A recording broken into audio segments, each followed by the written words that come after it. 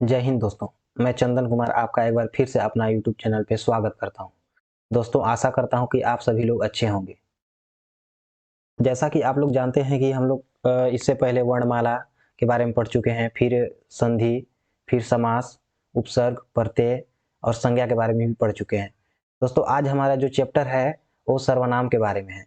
तो सर्वनाम किस में आता है, संज्ञा किस में आता है, ये सब के बारे में हम लोग पिछले वीडियो में बात कर चुके हैं, जो कि रूप परिवर्तन के आधार पर शब्द का भेद में आता है।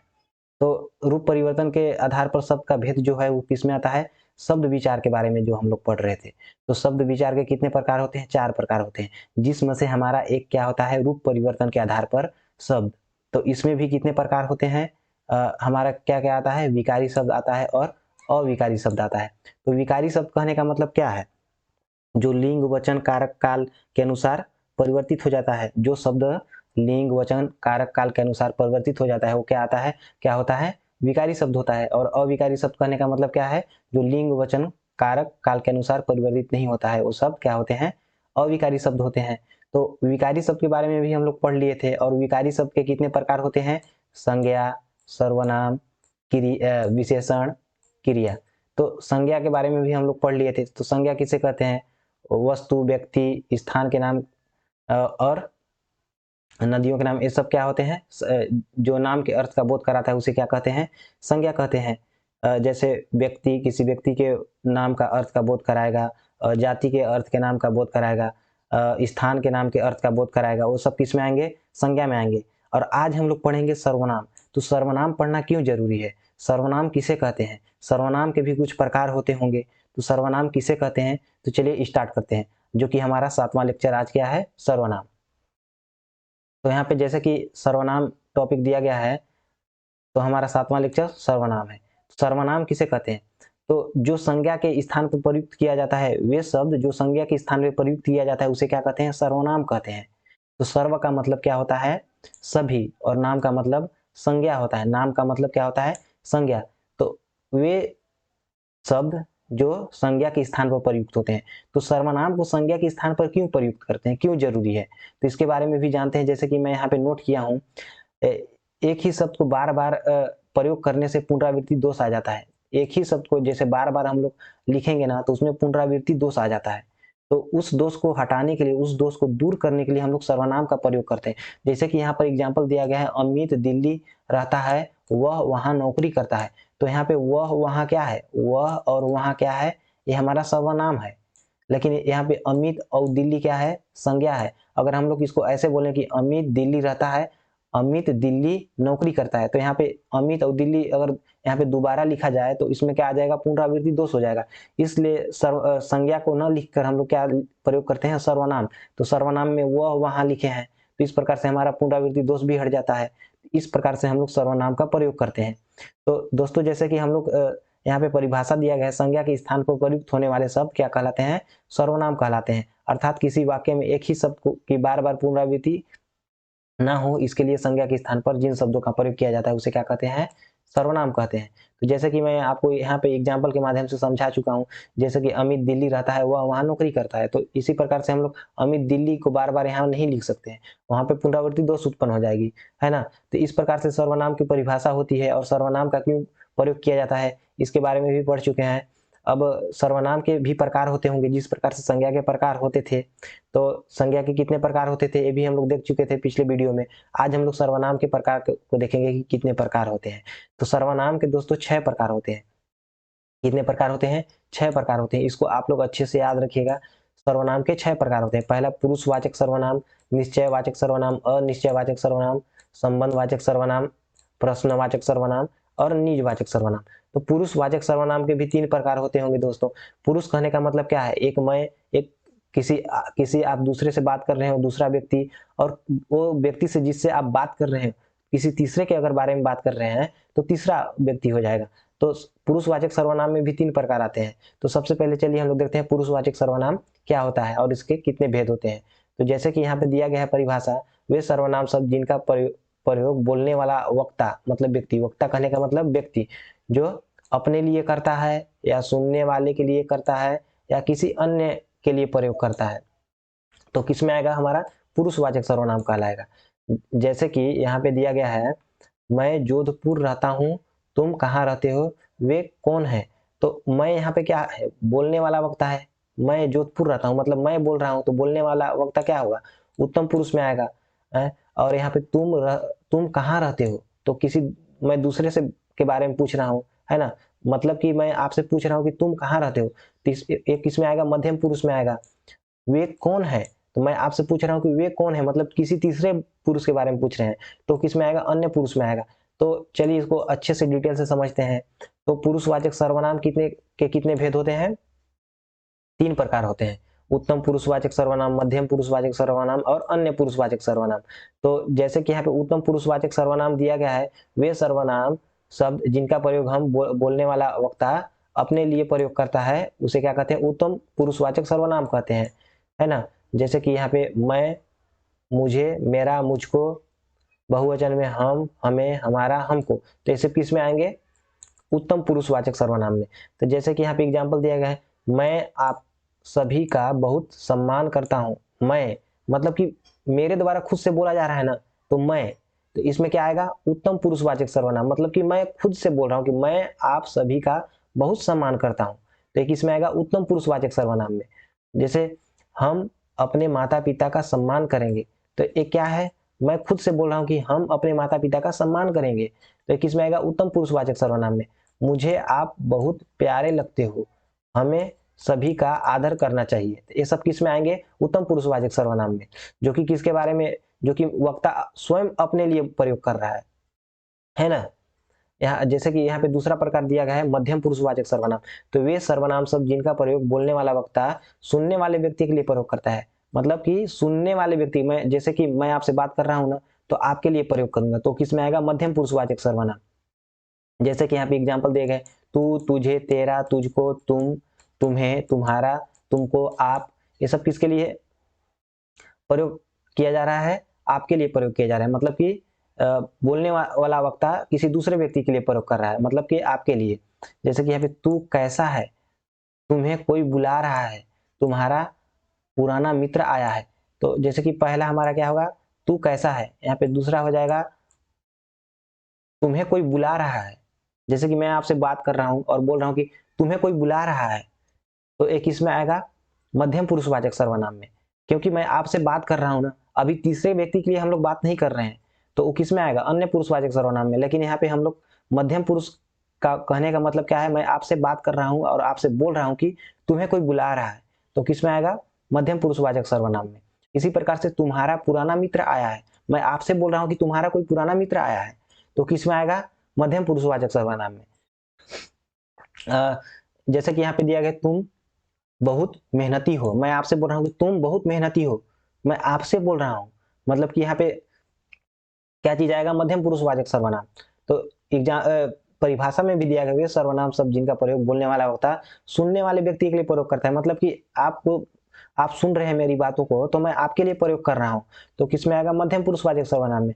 जैसे तुझे बहुत मेहनत करनी है, मैं आपसे बोल रहा हूँ तुझे बहुत मेहनत करनी है, अगर एग्जाम में पास होना है तो तुझे बहुत मेहनत करनी है, तो आपके लिए प्रयोग कर रहा हूं, तो मध्यम पुरुषवाचक सर्वनाम में आएगा। इसी प्रकार से आप सभी जल्दी से नौकरी लग जाओ, ये भी आएगा इसमें। और तीसरा प्रकार है अन्य पुरुषवाचक सर्वनाम। तो वे सर्वनाम शब्द जिनका प्रयोग बोलने वाला वक्ता और सुनने वाला श्रोता किसी अन्य के लिए प्रयोग करता है, अन्य पुरुषवाचक सर्वनाम कहलाते हैं। अन्य कहने का मतलब क्या है, कोई तीसरा व्यक्ति आता होगा, यह, वह, ए, वे, आप, ये सभी भी इसमें आते हैं। तो यह मेरा भाई है, वह तुम्हारी बहन है, मैं आपसे बोल रहा हूं कि यह मेरा भाई है, किसी तीसरे के बारे में, है ना। और दूसरा एग्जाम्पल क्या है, वह तुम्हारी बहन है, तो ये सब सभी शब्द एक में नहीं है, इसको ध्यान रखिएगा, यहाँ पे दूसरा लिख लीजिएगा, है ना। तो जैसे कि वह तुम्हारी बहन है, मैं मैं आपसे बोल रहा हूँ किसी तीसरे के बारे में, वह तुम्हारी बहन है, तो अन्य पुरुषवाचक सर्वनाम में आया ना। इसी प्रकार से यह मेरे मित्रगण है, क्या चीज, ये मेरे मित्रगण है, मतलब कहीं वो खड़े हैं और मैं आपसे बोल रहा हूँ कि ये मेरे मित्रगण है, तो किसी तीसरे के बारे में बोल रहे हैं, है ना, किसी अन्य के बारे में बोल रहे हैं, तो किसमें आएगा, अन्य पुरुषवाचक सर्वनाम में।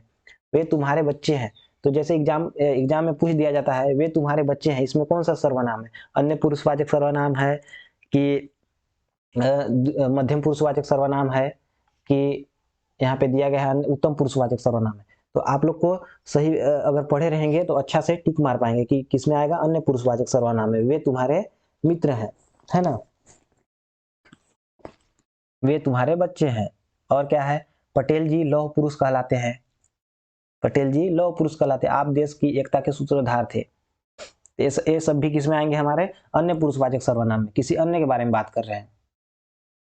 दूसरा प्रकार है हमारा सर्वनाम में निश्चयवाचक सर्वनाम, जहाँ पे निश्चितता का बोध होता होगा। वे सर्वनाम सब जो किसी निश्चित वस्तु का बोध कराते हैं निश्चयवाचक सर्वनाम कहलाते हैं। जैसे कि इसमें य, व, ए, वे, वहां पे निश्चितता का अर्थ का बोध होगा, है ना।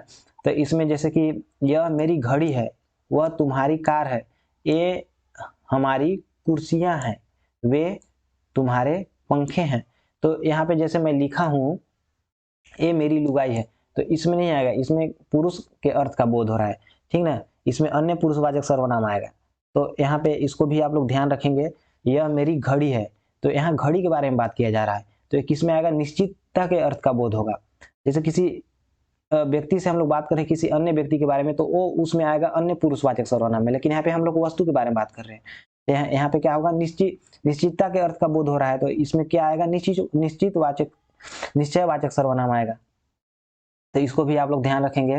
तीसरा प्रकार है अनिश्चयवाचक सर्वनाम, जहाँ पे वे सर्वनाम सब जो किसी अनिश्चित व्यक्ति या वस्तु का बोध कराते हैं वो क्या कहलाते हैं, अनिश्चयवाचक सर्वनाम कहलाते हैं। जैसे कि कोई, कुछ, किसी, किसी का, तो ये सब किस में आएंगे, अनिश्चयवाचक सर्वनाम में। जैसे कि एग्जाम्पल दिया गया है, बाहर कोई बैठा है, बाहर कोई बैठा है, कोई निश्चित नहीं है कि कौन बैठा है, बाहर कोई बैठा है, तो ये किसमें आएगा, अनिश्चयवाचक सर्वनाम। चाय में कुछ गिरा है, तो चाय में कुछ गिरा है, क्या गिरा है कुछ पता नहीं है, तो किसमें आएगा, अनिश्चयवाचक सर्वनाम में। इसी प्रकार से घंटी बजी कोई आया है, घंटी बजी कोई आया है, यह किसी का पेन है, वह किसी की पुस्तक है, एक किसी की गाय है, एक किसी का बच्चा है। तो यहाँ पे अनिश्चितता का अर्थ का बोध हो रहा है, निश्चित नहीं है कि एक किसका बच्चा है, तो अनिश्चयवाचक सर्वनाम में आएगा।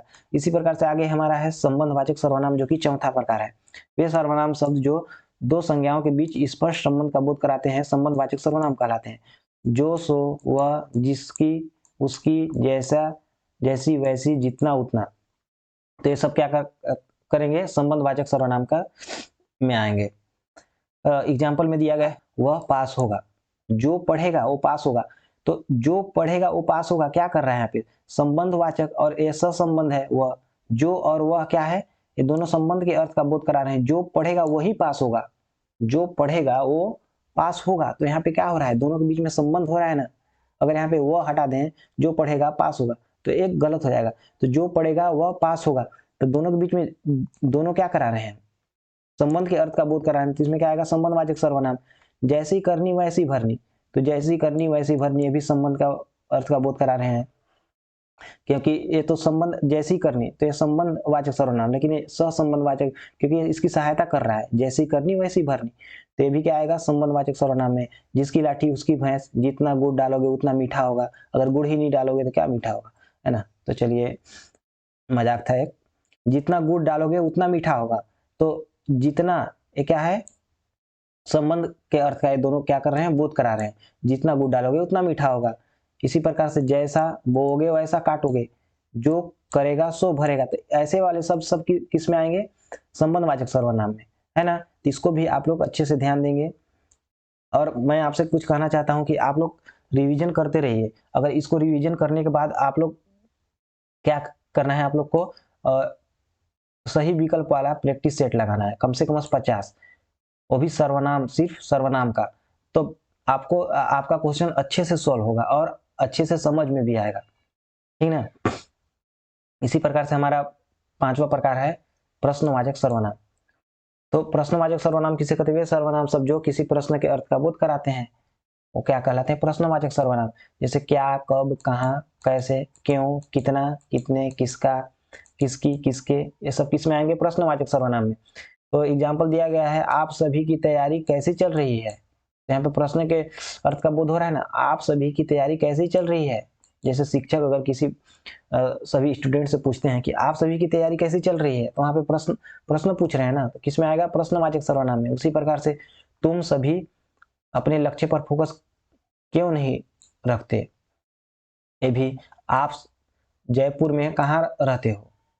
तुम प्रातः कितने बजे घूमने जाते हो? तो ये सब किस में आएंगे? हमारे प्रश्नवाचक सर्वनाम में, क्योंकि प्रश्न के अर्थ का बोध हो रहा है और प्रश्न यहाँ पे लगाना ऐसे जरूरी है दोस्तों, तभी प्रश्नवाचक सर्वनाम कहलाएगा पूर्ण रूप से। निजवाचक सर्वनाम। निजवाचक सर्वनाम किसे कहते हैं? वे सर्वनाम शब्द जिनका प्रयोग किसी व्यक्ति द्वारा स्वयं कार्य करने का बोध कराता है, निजवाचक सर्वनाम कहलाता है। तो निजवाचक सर्वनाम जैसे कि स्वयं, खुद, स्वतः, आप, अपने। तो यहाँ पे जैसे कि वह अपना खाना स्वयं पकाता है, मैं अपना गृह कार्य खुद करता हूँ, वह अपने आप चला गया। तो ये सब किसमें आएंगे? निजवाचक सर्वनाम। क्या करता है? वह अपना खाना स्वयं पकाता है, वह अपना खाना स्वयं पकाता है, तो किसमें आएगा? निजवाचक सर्वनाम। मैं अपना गृह कार्य खुद करता हूं,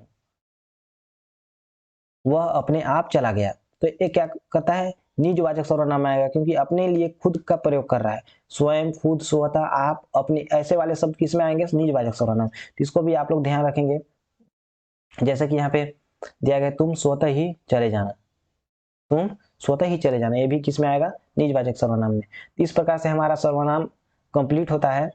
तो इसको आप लोग एक आध दो बार रिवीजन करते रहिए और अच्छे से समझ में आएगा। इसके बाद प्रैक्टिस सेट लगाइए, 20-25 क्वेश्चन या 30-40 जो भी हो, ठीक ना। सर्वनाम से संबंधित, संज्ञा से संबंधित सही विकल्प का प्रयोग करेंगे और वीडियो देखेंगे, टिक मारेंगे, तो आप लोग को जल्दी से समझ में आएगा, है ना। तो चलिए, आज के लिए इतना ही। धन्यवाद। जो पढ़ेगा